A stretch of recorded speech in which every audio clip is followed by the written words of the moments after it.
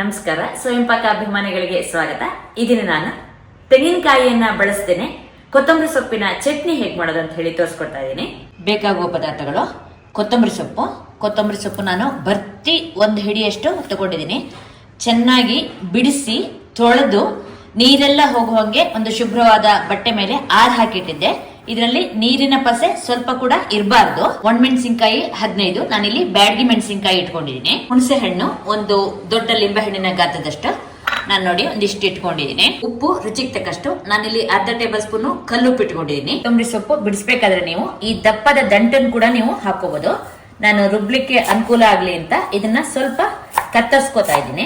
ಕೊತ್ತಂಬರಿ ಸೊಪ್ಪನ್ನ ನಾನು ಹೆಚ್ಚಿಟ್ಕೊಂಡಿದ್ದೀನಿ. ಹಾಗೆ ಈ ಮೆಣಸಿನಕಾಯಿಗಳನ್ನ ಕೂಡ ಸ್ವಲ್ಪ ಹೀಗೆ ತುಂಡು ಮಾಡಿ ಇಟ್ಕೊಂಡಿದ್ದೀನಿ. ಒರಳನ್ನ ಚೆನ್ನಾಗಿ ತೊಳೆದ್ಬಿಟ್ಟು ಒಂದು ಒಣ ಬಟ್ಟೆಯಲ್ಲಿ ನೀವು ಇದನ್ನ ಒರೆಸ್ಕೊಳ್ಳಿ. ಯಾಕಂದ್ರೆ ನಾವು ಕೊತ್ತಂಬರಿ ಸೊಪ್ಪಿನ ಚಟ್ನಿನ ಹೆಚ್ಚು ದಿನ ಇಡ್ತೀವಿ, ಆದ್ರಿಂದ ನೀರಿನ ಅಂಶ ಇರಬಾರ್ದು.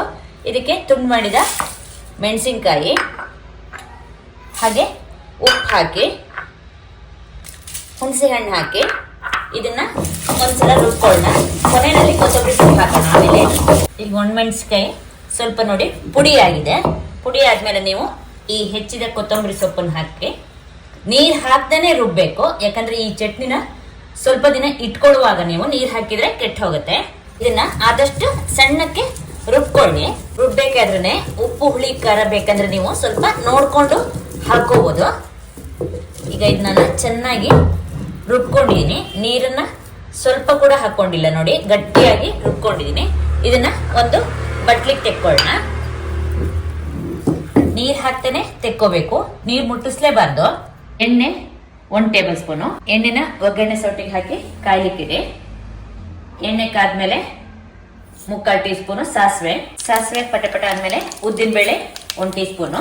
ಉದ್ದಿನ ಬೇಳೆ ಹೊಂಬಣ್ಣಕ್ಕೆ ಬರಲಿ. ಉದ್ದಿನ ಬೇಳೆ ಹೊಂಬಣ್ಣಕ್ಕೆ ಬಂದ್ಮೇಲೆ ಸ್ಟವ್ ಆಫ್ ಮಾಡಿ 2 ಚಿಟಿಕೆ ಅರಿಶಿಣ ಹಾಕಿ ಇದನ್ನ ಚಟ್ನಿ ಹಾಕೊಳ್ಳೋಣ. ಚೆನ್ನಾಗಿ ಒಮ್ಮೆ ಕಲಸಿದ್ರೆ ನಿಮ್ಗೆ ಕೊತ್ತಂಬರಿ ಸೊಪ್ಪಿನ ಚಟ್ನಿ ಸಿದ್ಧವಾಯ್ತು. ಇದಕ್ಕೆ ನೀರ್ ಹಾಕಿಲ್ಲ, ಆದ್ರಿಂದ ನೀವು ಹಾಗೇನೆ ಇದನ್ನ ಒಂದು 15-20 ದಿನ ಇಟ್ಕೋಬಹುದು. ಫ್ರಿಜ್ ನಲ್ಲಿ ಆದ್ರೆ ನೀವು ಇನ್ನೂ ಜಾಸ್ತಿ ತಿಂಗಳ ಮೇಲೆ ಇಟ್ಕೋಬಹುದು. ಅನ್ನಕ್ಕೆ ಕಲ್ಸ್ಕೊಂಡು ತಿನ್ಲಿಕ್ಕೆ ಈ ಚಟ್ನಿ ಚೆನ್ನಾಗಿರುತ್ತೆ. ಹಾಗೆ ನೀವು ದೋಸೆ, ರೊಟ್ಟಿ, ಚಪಾತಿ ಕೂಡ ಇದನ್ನ ಹಾಕೊಂಡು ತಿನ್ಬಹುದು. ನೋಡಿದ್ರಲ್ವಾ ಕೊತ್ತಂಬರಿ ಸೊಪ್ಪಿನ ಚಟ್ನಿ ಹೇಗೆ ಮಾಡೋದು ಅಂತ ಹೇಳಿ. ನೀವು ಕೂಡ ನಿಮ್ಮ ಮನೆಯಲ್ಲಿ ಈ ಚಟ್ನಿಯನ್ನು ಮಾಡ್ಬಿಟ್ಟು ನಿಮ್ಮ ಅಭಿಪ್ರಾಯ ನಮ್ಗೆ ತಿಳಿಸಿ. ನಮಸ್ಕಾರ.